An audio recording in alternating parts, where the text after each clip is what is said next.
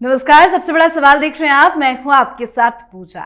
पश्चिम बंगाल की मुख्यमंत्री हमेशा से खुद को कथित सबसे बड़ी दुर्गा भक्त बताती है, जिस वजह से वो भगवान राम और माता दुर्गा के बीच में तुलना भी कर चुकी है। मां दुर्गा पाठ का दिखावा कर ममता बनर्जी का सनातन विरोधी चेहरा तभी सामने आ चुका था जब ममता बनर्जी के सामने जय श्री राम के नारे लगे और वो बौखला उठी। खैर, अयोध्या में 22 जनवरी को राम मंदिर का उद्घाटन होने जा रहा है।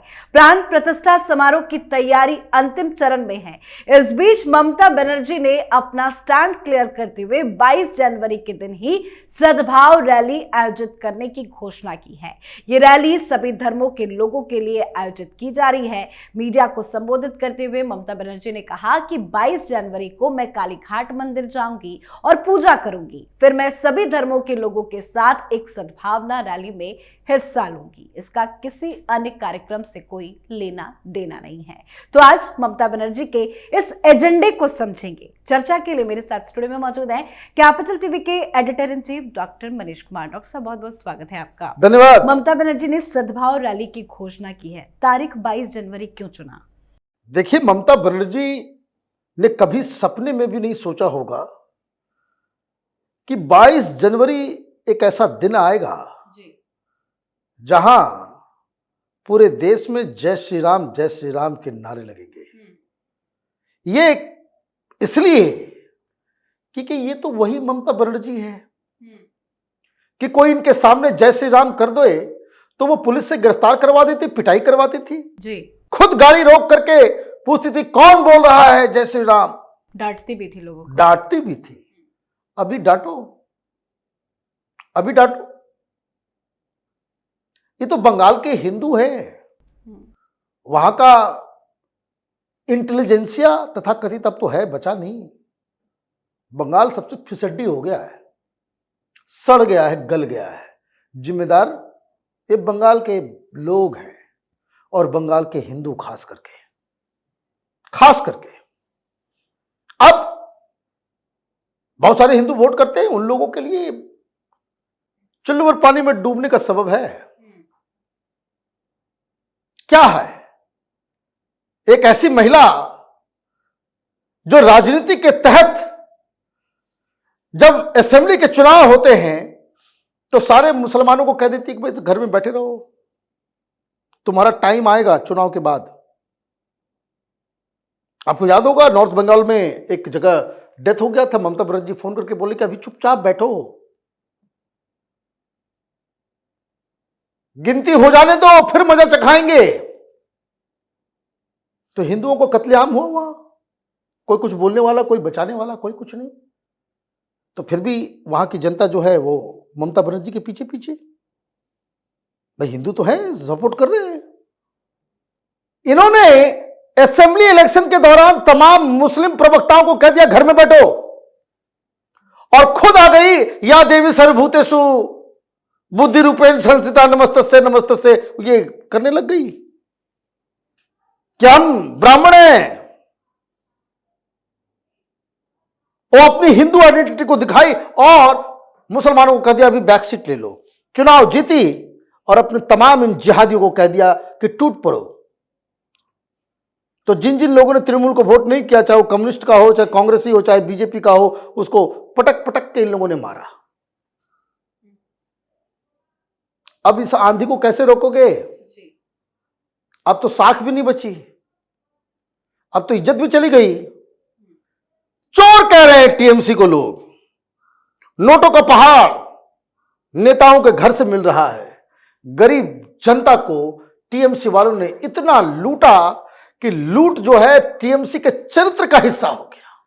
तो अब राम राम होगा, दिवाली भी मनाई जाएगी। अब देखिएगा बहुत जगह पे पुलिस एक्शन हो जाएगा कि दिवाली क्यों मना रहे हो अभी। जी। ये बंगाल से ही खबर आएगी। तो सवेरे से चलेगा क्या? सवेरे से टीवी पे चलेगा राम राम जी। तो बाकी सारे लोग अपने अपने राज्यों में अलग अलग तरीके से तथा कथित ये इंडी गठबंधन के लोग तमाशा कर रहे हैं कि कैसे लोगों तक इसको पहुंचने नहीं दिया जाए। राम का नाम इतना स्ट्रांग है, ये सब तो पिग्मी है, पैर के धूल के बराबर नहीं है, कीड़े मकोड़े प्रभु श्री राम के सामने ये सब। तो केरल में वामपंथियों ने कह दिया कि भाई, उसका कोई है एमके बीजू, उसने कह दिया कि भाई कोई आदमी जो है वो टीवी नहीं देखेगा, दादागिरी चल रहा है, टीवी नहीं देखेगा, बच्चों को टीवी मत देखने देना।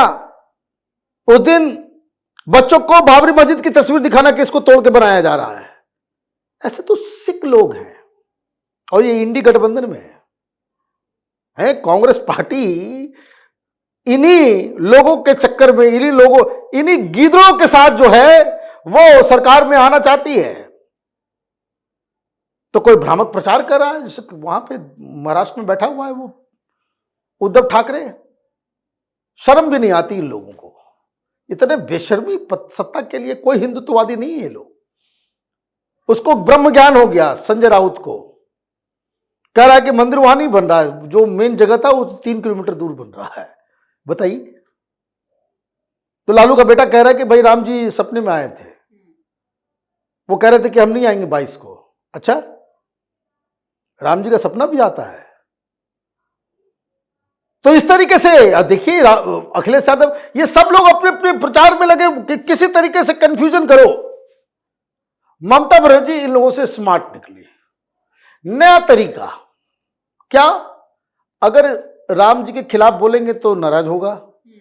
वोट की नजर कहां है? इन लोगों का जो कमजोर नस है वो क्या है? बंगाल में 27% 30% जो है मुस्लिम वोटर्स है। उसको किसी कीमत पे ये खोना नहीं चाहती, इसलिए नहीं आएगी। जब ये तारीख आया था और ये मालूम चला कि सारे नेताओं को इनविटेशन दिया जाएगा, हम लोगों ने पहले ही बता दिया था कि वो नहीं जाएंगे। ये लालू नहीं जाएगा, ये अखिलेश नहीं जा सकता, जा ही नहीं सकता। चला गया, मुसलमान नाराज हो गया, सड़क पे आ जाएंगे, सब राजनीति गई इन लोगों की। कोई विचारधारा की राजनीति थोड़े करते ये सब।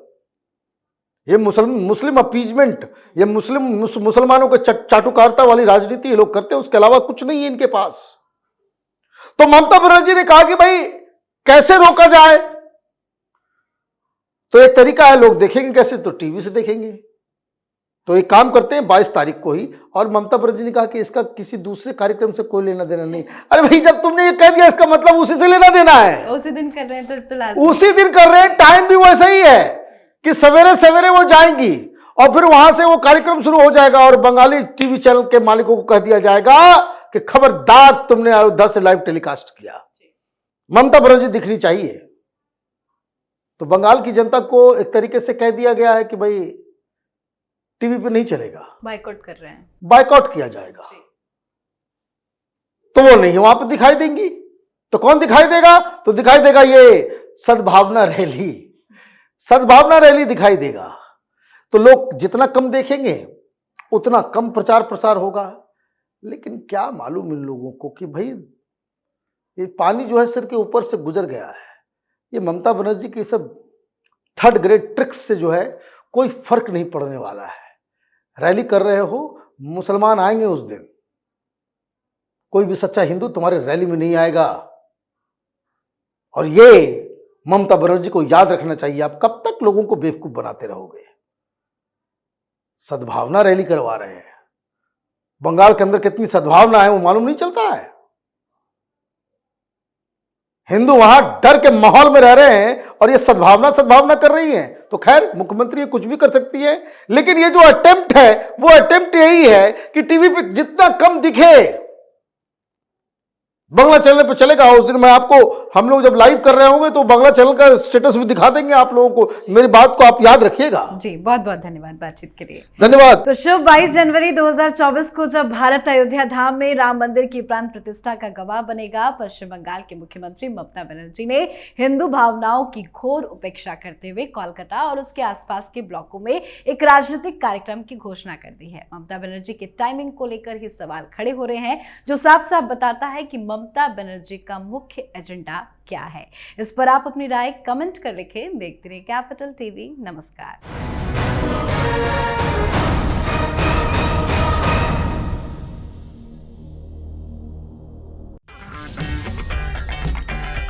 अगर आपको हमारा वीडियो पसंद आया हो तो इसे लाइक करें, हमारे चैनल को सब्सक्राइब करें और हाँ, बेल आइकन दबाना ना भूलें ताकि आप तक हमारे वीडियो की नोटिफिकेशन पहुंचती रहे।